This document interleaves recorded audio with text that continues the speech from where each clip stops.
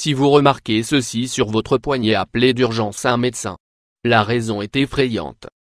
La main est sollicitée en permanence. Toutes nos activités quotidiennes sont accomplies grâce à nos mains. Notre main est notre connexion avec le monde externe, l'outil indispensable à notre entretien et dans beaucoup c'est notre gagne-pain.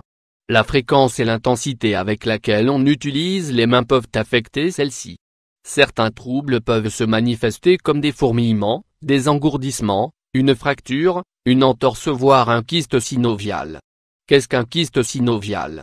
Un kyste en général est une poche fixée sur un tissu organique ou sur un organe. Cette poche peut contenir un gaz, un liquide ou même une texture semi-solide voire solide. Le kyste synovial, comme son nom l'indique, apparaît au niveau des membranes synoviales.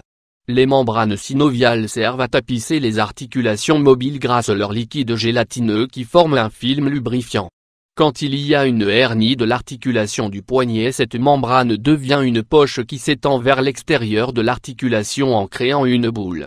Élément déclencheur du kyste, habituellement, le kyste apparaît spontanément sans cause particulière et augmente progressivement de volume sur une durée de plusieurs mois.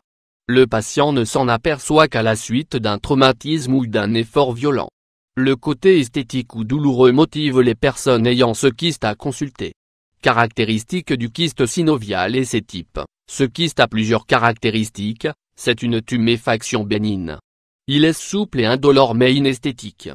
Sa taille varie de quelques millimètres à quelques centimètres. Ce kyste peut se manifester d'une manière progressive ou complètement brutale. Il peut disparaître tout seul. Il a plusieurs formes. Il existe deux types de kystes synoviaux du poignet, kyste synovial palmaire. C'est le kyste qui se développe devant le poignet, au-dessus des plis de flexion du poignet. Kyste synovial dorsal, c'est le kyste qui apparaît derrière le poignet, entre les tendeurs extenseurs du poignet et les doigts. Les personnes exposées au kyste synovial. Le kyste peut toucher toutes les catégories d'âge mais la plupart des cas touchent particulièrement une population de jeunes âgés entre 20 et 30 ans. Il touche autant la femme que l'homme. Il n'écarte pas pour autant les enfants âgés de plus de 4 ans et les personnes âgées, 70 ans. Traitement du kyste synovial. Il existe différents traitements, bien que la majorité du temps ces kystes soient très petits de taille et pas gênants. Toutefois, les kystes pouvant compromettre les activités quotidiennes ou devenant douloureux peuvent nécessiter des interventions.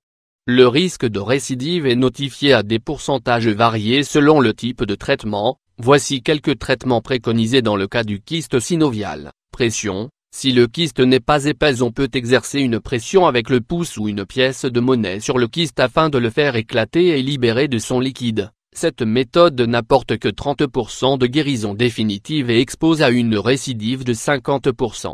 L'aspiration ou la ponction, technique plus efficace contre les kystes à parois épaisses ayant pour but de vider le kyste de sa substance visqueuse, puis d'injecter dans le kyste un corticoïde qui va procéder à la destruction du kyste.